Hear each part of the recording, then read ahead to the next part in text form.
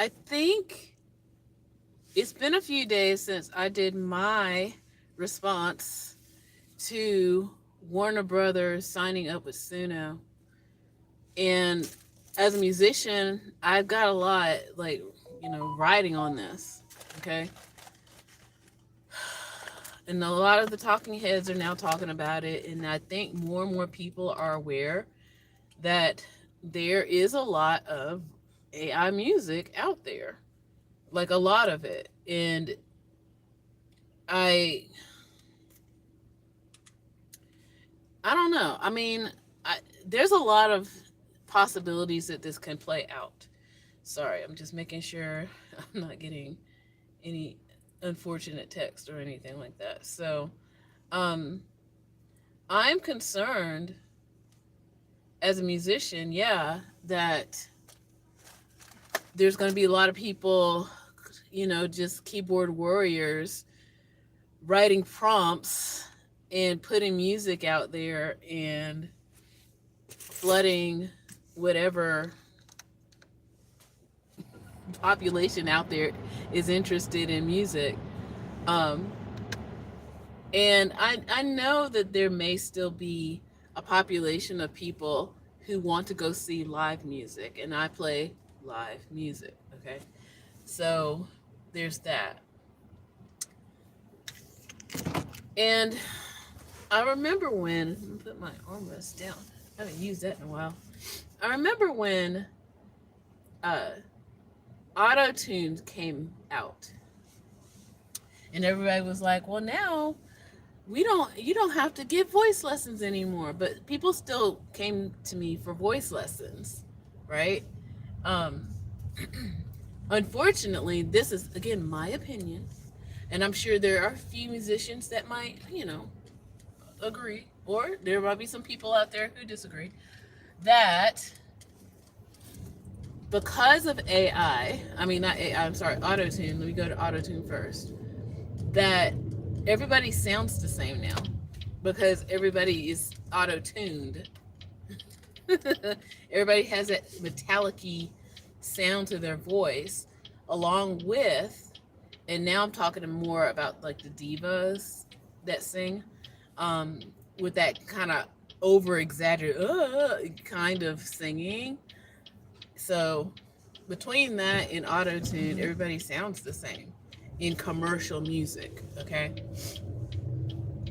Because that's the industry standard.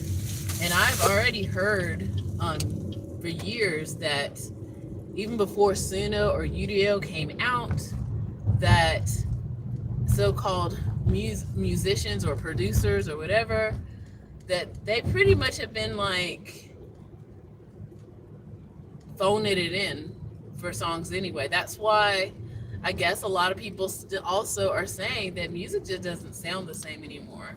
Like there's no soul in it. And you're right, there is no soul in it because there are whole marketplaces, and you can find them online, of these producers that make beat makers or whatever. I mean, yeah, I'm not a fan. I'm gonna just tell you, I'm not a fan. Beat makers, on their little keyboards and all their, whatever it is, their little gadgets, sitting in their mom's basement or whatever, making these things and making lots of good money. Don't get me wrong. Maybe that's why I'm bitter. Because they aren't actually putting their necks out there. And they're just, making all these little, I guess what do they call them? Sound packs or whatever. So there's people who sell these sound packs, and say like a rapper, an up and coming rapper or whatever, or a wannabe rapper, let's just be honest, that is looking for music, and they go buy a bunch of these little sound packs. Ooh, goodness, I'm back. Yeah, so these wannabe rappers will go and buy these little sound packs and put them together and then rap on top of them. And that's their own little ecosystem and all that other stuff, I guess. Let them do that. Um, but now with AI, and now, so it kind of, I'm gonna be honest, somebody hurt my feelings. I was watching, and I'm not gonna name names. I was watching a video. This one guy, he basically said, "Oh, Suno and Udio were only ripping off the major labels because those are the most important ones. Those are that's the real music." I'm like, "Sir, I don't think so. Where do you think? Where do you think the major labels get their music from? Ideas? They rip us off all the time." I mean, they're losing money. The only money they're making is until now was suing people for copyright infringement or what they thought was copyright infringement. And they go around stealing other like independent artists, their music and stuff, and recreate it somewhere else and then give it to somebody on their label. So they don't know. And I mean, when I'm performing live, like when I had my one gig and it was in public spaces, people would record me all the time. So I know somebody's probably, got my voice somewhere or my playing or whatever, you know? It's like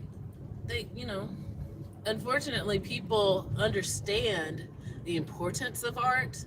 They just don't necessarily want to compensate the creator of the art.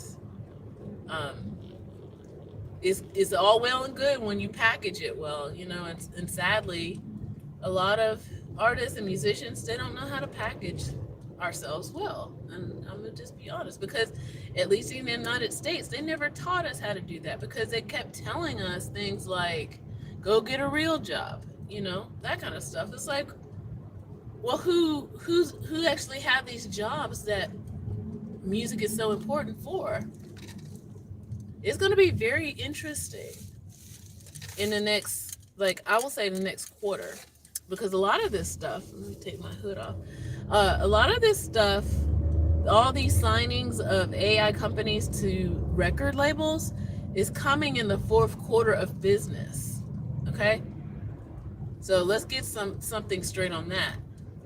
They're losing money. They don't want to, I'll just say this. If they were already in court being sued, I said this earlier in my reaction. I think the AI companies did all of this purposefully, so that they could be bought by the record labels. I think that was a part of their business plan. And I know nobody will, who knows, people might reveal it later, but I really do believe that that's what they did. They basically designed some software to where everybody has access to make music and have it ripped off. I don't really follow Drake, but basically I think it all started with the whole Drake thing. The Drake in, what's his name? Beef. Yeah, I don't follow any of this stuff, y'all. I know about it because, it's music business. And I know too that a lot of this marketing that they do is robots, is bots. Payola is dead. It's all about the robots now. And they get people from overseas, to put up all these fake accounts.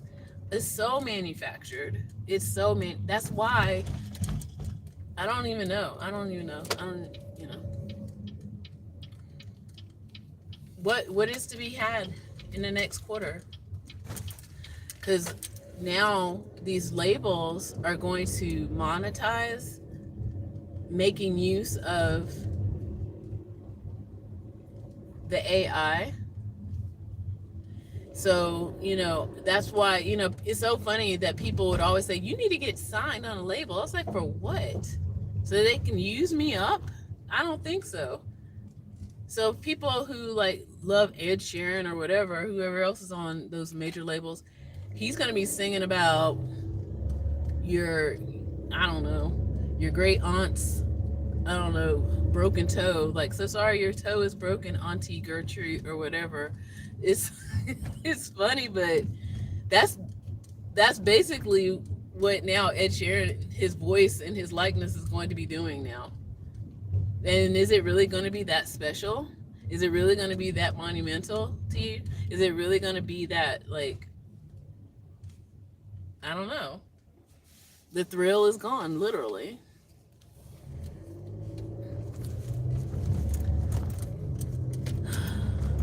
That's my prediction. Seriously. Like, everybody will have access to write any old kind of music about any old kind of thing, pay for it, pretend like Ed Sheeran is doing it. It's not funny. I feel bad for Ed Sheeran and folks like that. It's like, I mean, in the meantime, folks like me, I just have to just protect what's mine as far as like intellectual property. Okay, working on that. So yeah, y'all enjoy those little weird Ed Sheeran mock-up, like, parody songs or whatever that's going to be happening starting next year. Yeah. All right, let me park. All right, with that, take care, y'all. So sorry.